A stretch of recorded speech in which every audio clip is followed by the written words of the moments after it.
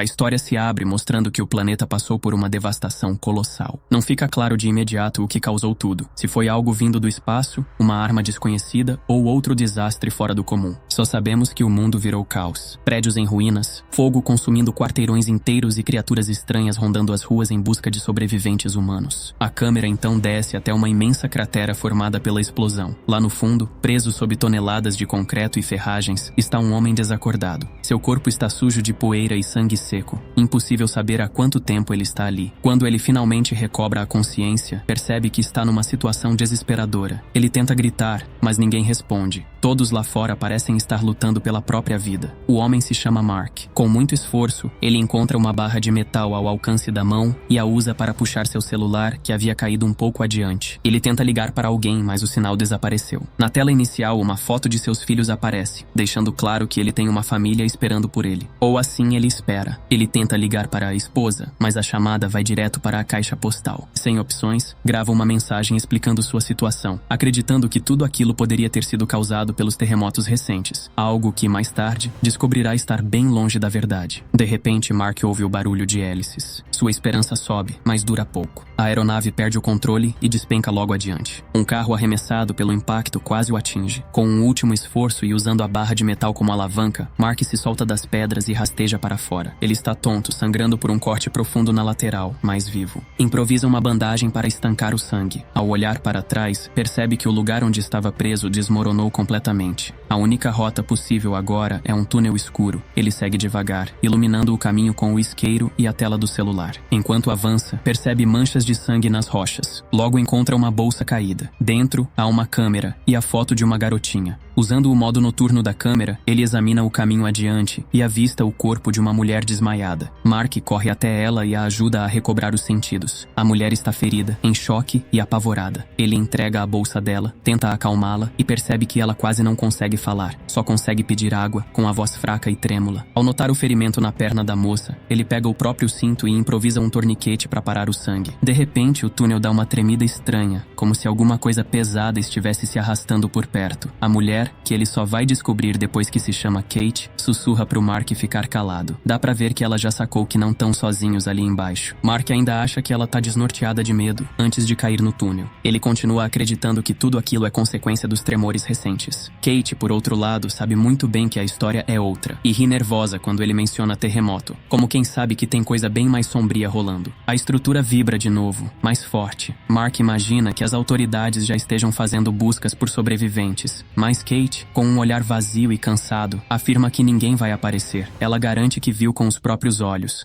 Lá fora, todo mundo sumiu. Mesmo desconfiado, ele tenta manter o ânimo. Incentiva ela a continuar andando. Kate segue primeiro, mas fica clara a falta de confiança. Ela mal deixa ele chegar perto. Mark tenta tranquilizar, dizendo que só quer ajudar. Vê um nome escrito na bolsa. Porém, quando ele dá um passo a mais, Kate puxa uma arma do nada. A mão dela treme, mas a mira fica firme. Ela avisa para ele manter distância e até toma o isqueiro dele, garantindo que Mark não vai aprontar nada. Mark ainda tenta entender a atitude desconfiada dela quando sons estranhos começam a ecoar pelo túnel. Um barulho úmido, arrastado, como algo grande se movendo na escuridão. Kate se encolhe e murmura, quase sem respirar, que eles foram localizados. Pede silêncio absoluto. Sem saber o que esperar, Mark ativa o modo de visão noturna da câmera, e naquele brilho esverdeado, avista uma figura distorcida surgindo no breu. A criatura rasteja, cada movimento mais arrepiante que o anterior. Nesse instante, Mark percebe que Kate não está nem aí para mais ninguém além dela mesma. Ali, a sobrevivência pesa mais que qualquer senso de moral. Eles tentam se esconder, mas o som aumenta, como se o bicho estivesse sentindo o cheiro deles. No auge da tensão, parte do túnel, já fragilizado, desmorona bem em cima da criatura, esmagando-a sob pedras e vigas. A poeira sobe e o chão treme. No meio do pânico, o frasco de comprimidos de Kate cai e rola pelo chão. Desesperada, ela aponta a arma para Mark, obrigando-o a voltar e pegar os remédios. Dá pra ver no rosto dela. Aquilo não é só medo. Ela luta para respirar, como se a qualquer momento fosse sufocar num ataque de pânico. Quando Mark retorna com o frasco, ele exige respostas. Quer saber o que ela realmente sabe sobre aquelas coisas lá fora. Com a voz trêmula, Kate conta que estava no carro com a irmã quando tudo começou. A estrada simplesmente abriu e o veículo despencou num buraco gigante. Ela admite que não sabe a origem dos monstros. Nada foi explicado, só caos. Eles continuam avançando pelo túnel até que O isqueiro de Mark apaga de vez, deixando eles de novo à mercê do breu. Kate pede o celular de Mark, mas ele recua na hora, dizendo que não vai entregar. A câmera, ou melhor, a nossa perspectiva, se afasta e revela algo assustador. Aqueles túneis não nasceram ali. As criaturas estão abrindo cada centímetro deles, como formigas demoníacas esculpindo o subsolo. Elas são colossais, uma mistura grotesca de aranha com caranguejo, com patas afiadas que furam rocha como se fosse barro molhado. E pior, mais dessas coisas estão cavando logo acima. Mais à frente, uma luz aparece. Por um instante, dá um sopro de esperança, mas quando chegam perto, não passa de uma lanterninha caída, piscando fraca. Kate começa a perder o controle outra vez, mas Mark faz o possível para acalmar ela, quase sussurrando para não atrair nada. Continuando pelo túnel, os dois encontram um corpo parcialmente soterrado entre entulho e pedra. Kate, gelada, quase entra em desespero, mas Mark tenta manter ela firme. Vasculhando a roupa do sujeito, ela acha uma faca e entrega para Mark, como se dissesse sem palavras: "Você vai precisar disso." Também encontram uma garrafinha pequena de álcool. Mark a usa para limpar o corte na lateral do corpo, mesmo com Kate olhando torto, a sede batendo forte e a vontade de beber aquilo estampada no rosto. Mas ele insiste, porque se a ferida infeccionar, aí é o fim. Eles seguem cambaleando, exaustos, tropeçando na escuridão. Então, do nada, a mão do homem semi-enterrado agarra a perna de Mark. Ele ainda estava vivo. Antes que Mark consiga ajudar, um dos monstros surge da escuridão e o abocanha sem dó. O som é horrível, carne sendo rasgada, ossos quebrando. Mark e Kate, em puro pânico, disparam um túnel adentro, se escondendo na sombra e prendendo a respiração. Pela lente da câmera, vemos só um lampejo da criatura devorando o homem, a mandíbula chacoalhando como um animal faminto. Sem ousar fazer barulho, os dois continuam rastejando na escuridão, cada passo medido, cada respiração controlada, como se qualquer ruído pudesse ser o último. A tensão entre os dois começa a pesar. Mark tenta agir de forma justa, mas percebe que Kate só pensa em si. Ela insiste para que ele siga atrás, claramente querendo ele como escudo caso algo apareça no caminho. Quando Mark percebe o egoísmo dela, ergue a faca e sussurra com firmeza que ela precisa parar de agir como se fosse a única vida que importa ali. Eles trocam farpas em voz baixa, a irritação crescendo. Antes que a discussão piore, aquele som, o mesmo arrastar monstruoso de antes, interrompe tudo. E então, pela primeira vez, a criatura surge totalmente à vista. É uma aberração, uma montanha viva de pernas e garras, capaz de gelar o sangue só de olhar. Os dois disparam pelo túnel. No caos, a coisa agarra Mark pelas pernas e o arrasta com força bruta. Kate trava, os olhos arregalados, o dedo no gatilho sem conseguir apertar. A vontade de gritar lateja nela, mas o medo prende até o ar nos pulmões. Ela fica ali, paralisada, assistindo o amigo ser levado. Instantes depois, algo se move atrás dela. Kate gira, preparada para o pior, mas é Mark. Ele está vivo, sujo, sangrando, tremendo, mas vivo. A faca dele pingando o fluido escuro da criatura. Ele conseguiu matar o monstro sozinho, na pura força do desespero. Kate fica boquiaberta, e pela primeira vez, a voz dela suaviza ao elogiar a coragem dele. Mais adiante, encontram um filete de água escorrendo pela pedra. Ambos bebem desesperados, como se aquela fosse a primeira gota em dias. Kate sente um alívio quase infantil, mas Mark continua ali, olhar baixo, abatido. Quando ela pergunta o que há, ele respira fundo e a confissão sai pesada. 6 meses antes, um incêndio destruiu sua casa e tirou a vida de seu filho pequeno. O fogo começou por um erro dele, descuido causado pelo álcool.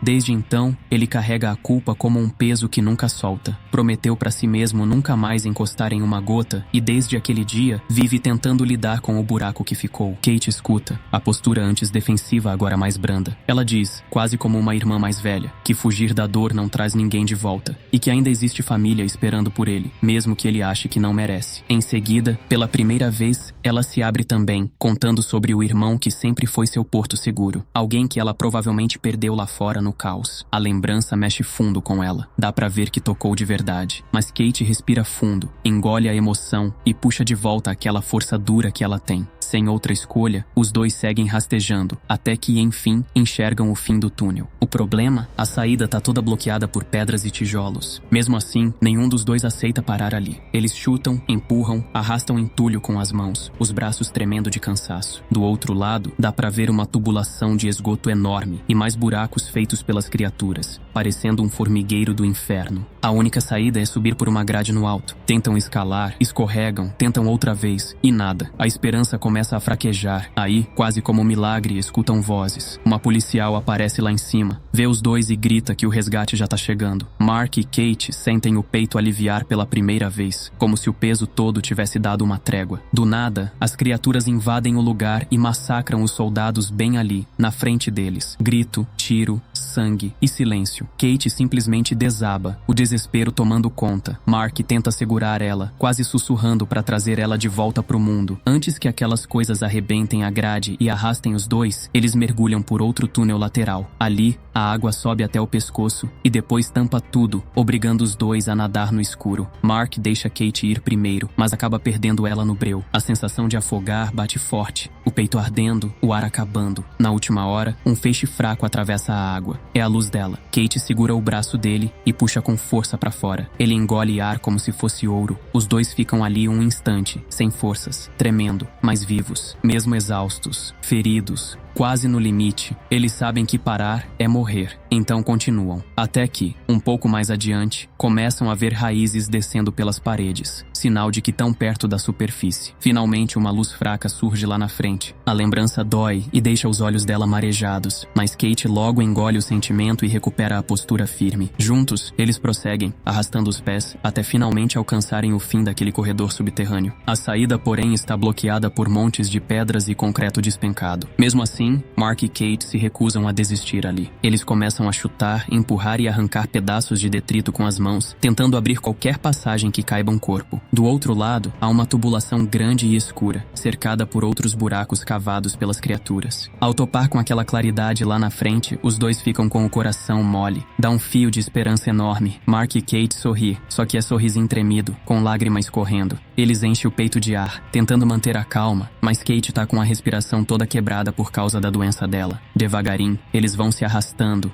tentando não gastar energia à toa e sonhando com o lado de fora. Só que, de repente, Kate trava do nada, parada igual estátua. Mark franze a testa sem entender, mas logo o perigo se revela. Bem diante dele está a criatura, assustadora até na sombra. Eles prendem o ar. O bicho não enxerga nada, caça só ouvindo barulho. Então qualquer suspiro podia ser a sentença deles. Por sorte, sumindo no breu. É aí que Mark e Kate percebem outra enrascada, outro buraco pela frente, e só passando por ele para continuar. Juntam coragem como dá e vão descendo com todo o cuidado do mundo. Mas pouco tempo depois, Kate trava outra vez. Mark chama baixinho, mas ela não responde. Ele chega pertinho e vê sangue escorrendo da boca dela. O coração dele despenca. Kate apagou, seja a falta de ar, seja o peito que não aguentou o tranco. O fato é que ela foi embora, morta ali, a um passo da liberdade. Mark fica destruído por dentro. Ela lutou igual leoa até onde deu. E ainda por cima, o corpo dela tapou o caminho, deixando o túnel estreito quase impossível de passar. Mark tenta manter a calma, tenta continuar. Mas bate aquele desespero. Lá embaixo, os sons das criaturas começam a aumentar. Mas então, uma ideia estranha bate na cabeça dele. E se ele tocasse fogo no corpo dela? Vai que a fumaça, ou o clarão, espantava os bichos e dava uma chance de fuga? Só que ao mesmo tempo, isso podia ser a corda no próprio pescoço dele. Sem saída boa em canto nenhum, ele simplesmente trava. Exausto e vencido, Mark larga tudo e deita ali mesmo, entregue ao azar, esperando o destino chegar. Com a mão tremendo, puxa o celular para fora do bolso e começa a ver os vídeos da família, a esposa, os filhos rindo, momentos simples, mas preciosos demais. Ele decide que não quer continuar. Ele coloca a arma na cabeça, fecha os olhos e aperta o gatilho. Mas nada acontece. Kate nunca teve munição. E era por isso que antes ela não tinha atirado no monstro também. Mark sente o chão sumir, vazio total tomando conta. De repente, o celular vibra fraquinho, quase pedindo socorro, e aparece uma mensagem de voz da mulher dele. A voz dela sai trêmula, chorando. Eles tão apavorados, os monstros tão subindo do chão, e pior, o sol faz as criaturas ficarem ainda mais violentas. Eles estão escondidos no porão sem saber que rumo tomar. Nos últimos segundos ela fala: "Volta pra casa." Essas palavras caem fundo no peito do Mark, reacendendo uma chama que ele achou que tinha se apagado pra sempre. De repente o olhar dele muda. Tem força ali, tem vontade. Pela primeira vez em muito tempo, ele lembra que ainda tem motivo pra lutar. E não é pequeno não, é a família dele esperando. Mark começa a buscar uma forma de escapar daquele inferno. De repente, uma ideia surge na mente dele. Ele configura um alarme no celular e coloca o aparelho próximo ao corpo de Kate. Mantendo distância, ele se prepara, respirando devagar, esperando o momento certo. Assim que o alarme toca, o som estridente ecoa pelo túnel. Como ele imaginava, as criaturas percebem o barulho e começam a se mover em direção à fonte, arrastando Kate junto com o corpo e limpando o caminho à frente. Mark aproveita a distração e rasteja rapidamente para frente, mas em um descuido escorrega em uma pedra molhada. Por sorte, consegue se segurar, mas o barulho atrai outras criaturas atrás dele. Elas avançam, prontas para agarrá-lo.